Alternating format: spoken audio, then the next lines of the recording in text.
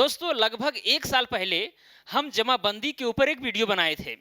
उस वीडियो में कई लोगों का सवाल ये है कि जमाबंदी जो है कब तैयार किया जाता है, क्यों तैयार किया जाता है।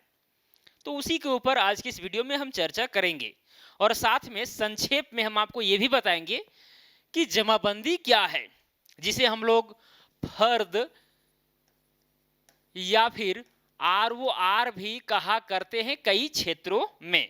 क्लियर। और कई क्षेत्रों में इसे रजिस्टर और टू भी कह देते हैं, कोई मतलब दिक्कत नहीं है, ठीक है। और यहाँ पर हम कुछ सैंपल भी लेकर आए हैं, तो सैंपल के माध्यम से भी आपको समझाने का हम प्रयास करेंगे। तो चलिए सबसे पहले आपको संक्षेप में बताते हैं कि ये जमाबंदी क्या है। लेकिन इसके पहले दोस्तों हम आपको ये बता दें कि भाई ये जो जमीन के जो महत्वपूर्ण कागजात हैं वो कब तैयार होते हैं। मैं आपको बता दूं कि भाई सर्वे का कुछ चरण होता है। जैसे पहले किस्तवार होता है, यानी कि नक्शा तैयार किया जाता है। जैसे कि मान के चलिए यहाँ पर कोई मौजा है, यहाँ पर क्या है, कोई ये मौजा है और इस मौजा में बहुत सारे प्लॉट होंगे, बहुत सारे क्या होंगे, जमीन होंगे, तरह तरह का, विभिन्न आकृति का, टेढ़ा मेढ़ा जो भी है, सड़क वगैरह, मंदिर मस्जिद गिरजाघर कुआं नदी नाला सब कुछ यहाँ पर दिखाया हुआ रहेगा। समझिए एक मौजा है, कोई गांव है, ठीक है। अब दोस्तों इसका सर्वे जिस समय होता है तो सबसे पहले उस गांव का नक्शा ही तैयार किया जाता है, जिसको हम लोग किस्तवार के अंतर्गत समझते हैं। भाई ये पहला चरण है, किस्तवार है। अब दोस्तों नक्शा जब बन जाता है तो दूसरा चरण स्टार्ट होता है, जिसको हम लोग कहते हैं खानापुरी।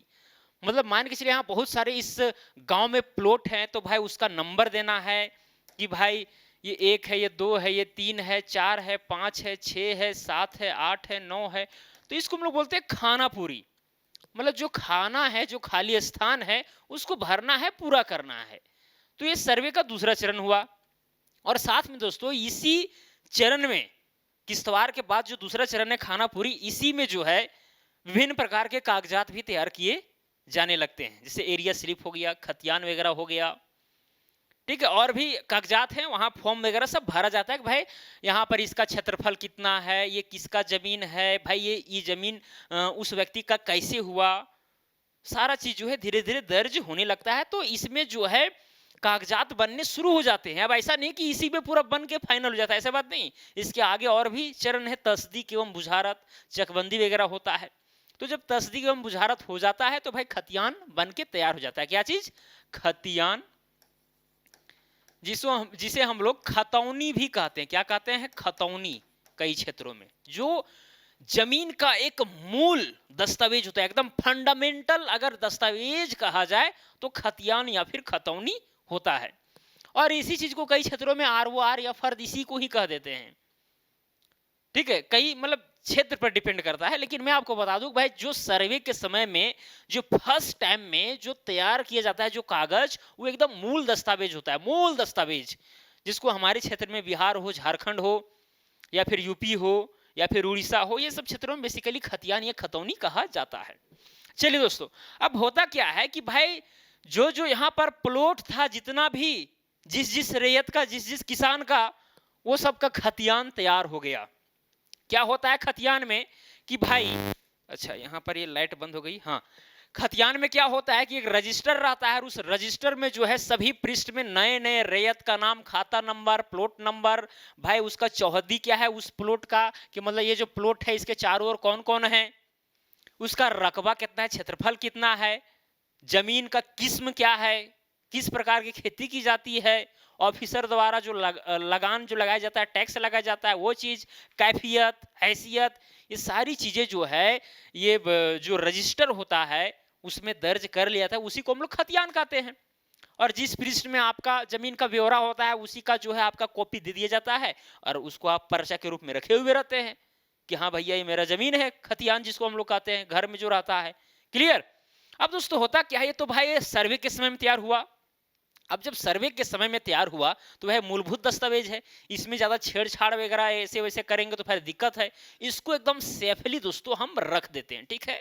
इसको सेफली रख देते हैं और इसी का एक 2 कॉपी तैयार करते हैं, जिसको हम लोग रजिस्टर 2 या फिर जमाबंदी भी कहते हैं। ये तो फर्स्ट रजिस्टर हुआ जो पहले तैयार हुआ। जो बाद में तैयार हुआ उसी को एक्चुअली हम लोग जमाबंदी कहेंगे, इसके बाद ही तैयार होता है, ठीक है। अब आपके मन में सवाल उठता होगा कि मान के चलिए यहाँ पर जैसे 2 रजिस्टर है, ये पहले तैयार हुआ, सेकंड में ये वाला तैयार हुआ, ठीक है।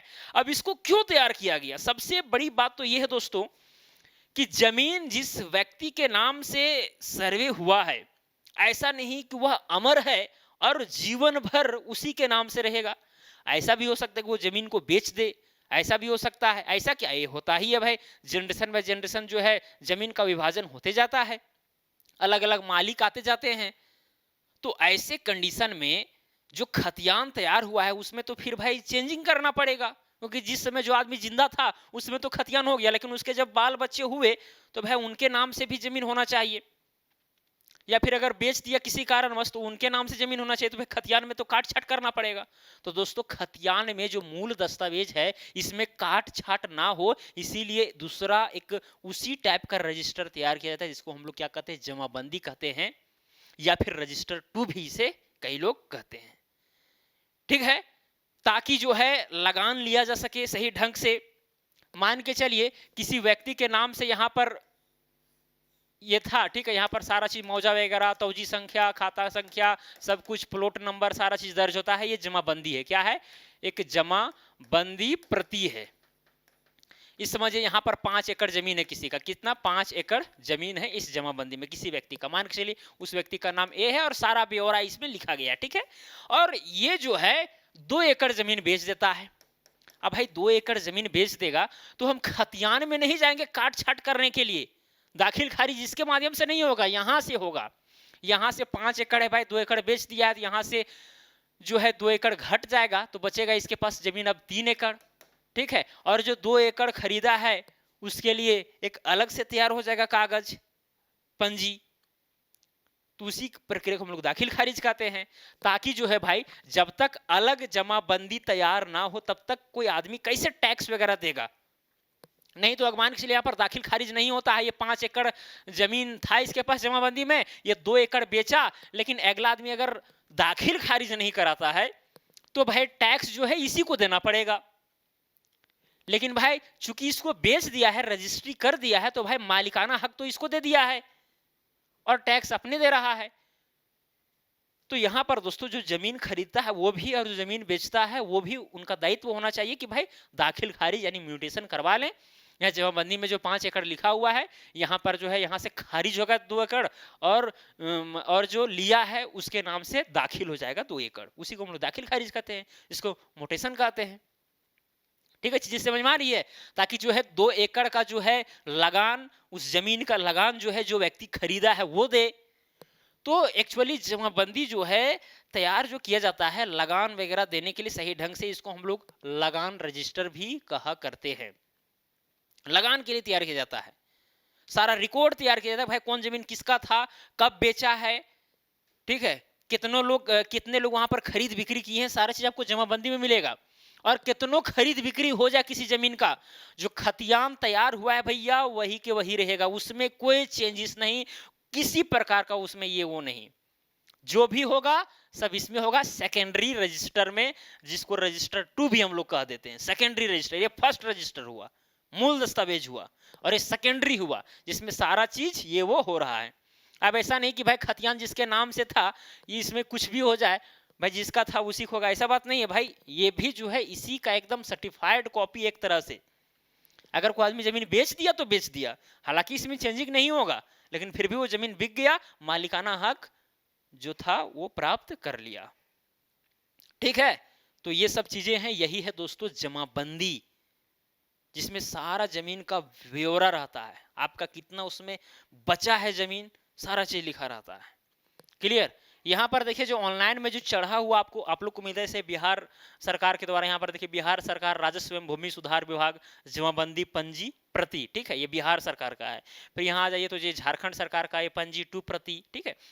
और साथ में बहुत सारे राज्यों में यूपी हो गया, उड़ीसा हो गया, राजस्थान हो गया, सबके अपने अपने हैं।